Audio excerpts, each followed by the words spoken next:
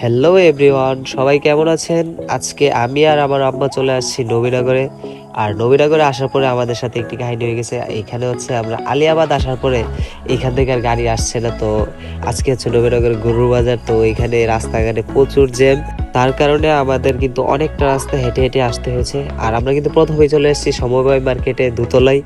আর এখানে আমাদের যে ইসমাইল মামা, ওনার দোকানে কিন্তু আমাদের পরিচিত, তার জন্য।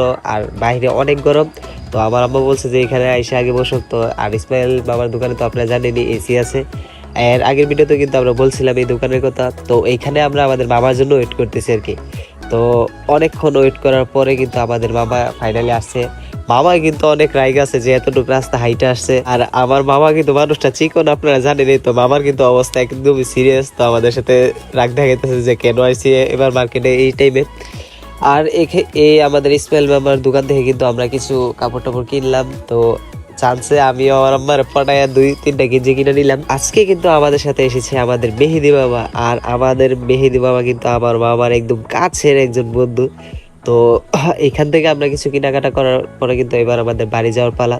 অন্য দিনের তুলনায় কিন্তু মামা আজকে অনেক বিরক্ত হয়ে গেছে। আর এখান থেকে কিন্তু আমরা সবাই চলে যাব আমাদের আন্টিদের বাসায়। তো ওইখান থেকে আবার আমরা বাড়ি যাবো আর কি।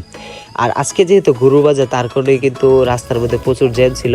আসার সময় কিন্তু আমরা হাইটে আসতে হয়েছিল। তো এবার যাওয়ার সময় আমরা একটা অটো নিয়ে নিছি। আর রাস্তাঘাটে এত জ্যাম ভাই, তার জন্য আজকে নবীনগর আইসা কিন্তু আমরা অনেক বোরিং ফিল করছি।